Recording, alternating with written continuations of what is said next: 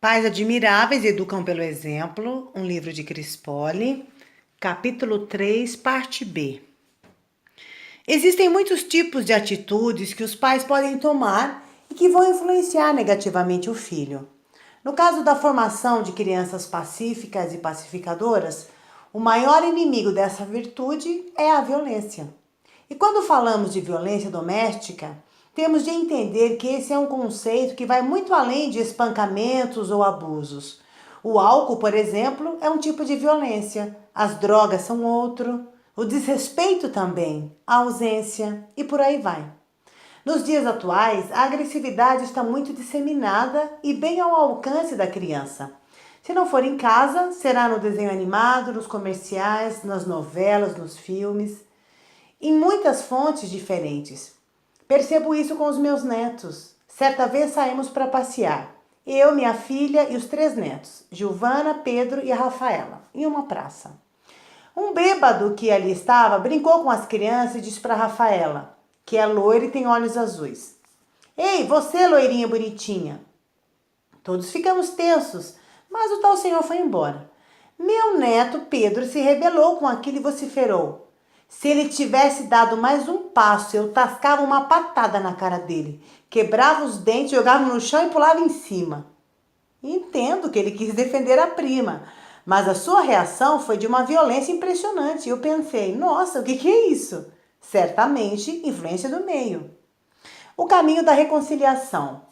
No caminho para tornar os seus filhos pacíficos e pacificadores, uma das ferramentas mais importantes é a reconciliação. Durante um tempo, eu e meu marido enfrentamos um problema normal para todo casal com mais de uma criança em casa: o ciúme. Isso gerou muitas brigas entre meus filhos. Na época, o que deveríamos ter feito, mas não fizemos, era reconciliá-los, em vez de somente apartá-los. Embora o conflito cessasse momentaneamente, a situação não era resolvida, pois faltava a reconciliação característica dos seres pacíficos. Com base nessa experiência, hoje enfatizo a importância da reconciliação para os pais que me perguntam sobre ciúme, porque esse é o único meio de ensinar irmãos a serem pacíficos. Para entender a importância da reconciliação, podemos novamente recorrer à Bíblia. O texto das Escrituras explica que Jesus veio à Terra justamente para reconciliar as pessoas com o Pai. A desobediência, que a Bíblia chama de pecado, criou um conflito entre a humanidade e Deus. Ao se entregar em sacrifício na cruz para pagar os nossos pecados, Jesus Cristo tornou possível esta reconciliação. Veja a exposição bíblica dessa reconciliação. Pois foi do agrado de Deus que nele habitasse toda a plenitude, e por meio dele reconciliasse consigo todas as coisas, tanto as que estão na terra quanto as que estão nos céus, estabelecendo a paz pelo seu sangue derramado na cruz. Antes vocês estavam separados de Deus, e na mente de vocês eram inimigos por causa do mau procedimento de vocês. Mas agora ele os reconciliou pelo corpo físico de Cristo, mediante a morte, para apresentá-los diante dele santos, inculpáveis e livres de qualquer acusação. Colossenses 1, de 19 a 22. Essa passagem da carta de Paulo aos Colossenses faz uma associação direta entre o processo de reconciliação e o estabelecimento da paz. Repare que o apóstolo explica que o Pai ficou feliz por Jesus reconciliar todas as coisas com ele. Com isso, pacificou o conflito criado pela entrada do pecado no mundo. Criador e criatura foram reconciliados. Criador e criatura voltaram a ter paz entre si. Isso é reafirmado em outras passagens da Bíblia, uma prova da importância dessa dinâmica de pacificação. Reconciliar não é fácil, porque é uma atitude ligada à preocupação com o outro, a pensar no outro, a pedir desculpas, a abrir mão de si mesmo. Existem muitas argumentações sobre a criança que não consegue se expressar, mas o pai e a mãe têm de insistir até conseguir quebrar essa resistência do filho. É por isso que, enquanto estiver no cantinho da disciplina, é fundamental que a criança fique ali até pedir desculpas. Quando ela se desculpa com sinceridade, começa a chorar e abraçar, e reconhece o erro com consciência do que foi feito.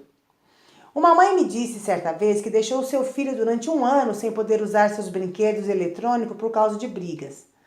Só que 1 ano é um prazo exagerado, pois caso os pais não cumpram o período, perderão a autoridade. Quando estão nervosos, acabam tomando atitudes absurdas, mas eles também têm de se manter pacíficos e pacificando. Se insistem em manter a paz com convicção, amor, determinação e perseverança, mesmo estando cansados, os pais terão um filho pacífico. Uma criança ensinada a se reconciliar será por toda a vida um adulto pacificador. Isso se aprende e se vive em casa.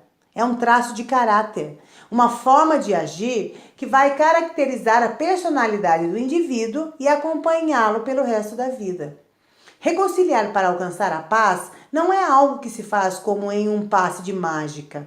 É um procedimento, um hábito mental e um trabalho diário de disciplina. Se Jesus precisou de 33 anos para fazer isso, que dirá nós? Pacificação não é omissão. Às vezes os pais, em especial os homens, têm a tendência de confundir pacificação com omissão. Em nome da paz, tornam-se omissos. Os que cometem esse equívoco costumam usar frases como: eu não vou discutir porque vai dar briga.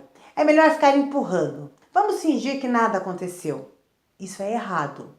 Pois se não tomam uma atitude, deixam buracos na educação que são difíceis de se preencher no futuro. É por isso que fico feliz por perceber nas minhas palestras cada vez mais a participação de homens dispostos a ouvir e a falar sobre educação, que não querem se omitir, se informam, buscam estar junto à mãe no processo educacional. O filho precisa da postura do pai, tanto do sim quanto do não dele. Os casos de omissão masculina na educação não são apenas culpa do homem. A mulher tem desenvolvido a atitude de tomar decisões e muitas vezes se pôr à frente do cônjuge. Por isso, os dois têm de entender que estão juntos e que a educação dos filhos é um diálogo, não é um monólogo só do marido ou só da esposa, nem só do pai ou só da mãe. Quando comecei a entender a Bíblia e principalmente a trabalhar com traços de caráter, vi que minha postura não era diplomática nem pacificadora. Era muito mais falta de posicionamento gerada por comodidade.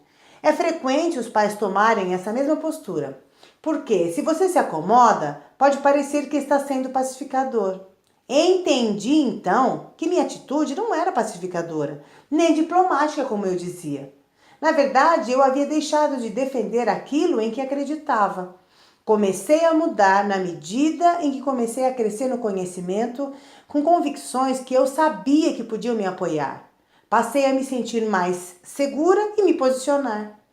A presença pacífica dos pais é importante para que a criança cresça com a certeza de que, apesar das frustrações e decepções, deve continuar sendo pacífica e amorosa com as pessoas.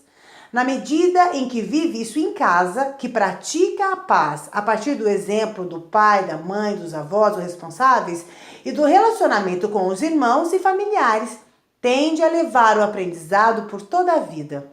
Mesmo no caso de casais separados, o pai e a mãe podem viver em paz. Apesar de não estarem morando juntos por causa de diferenças que não conseguiram resolver, se são capazes de manter um ambiente de paz, diálogo e tranquilidade, a criança vai perceber e reagir de acordo com esse meio saudável.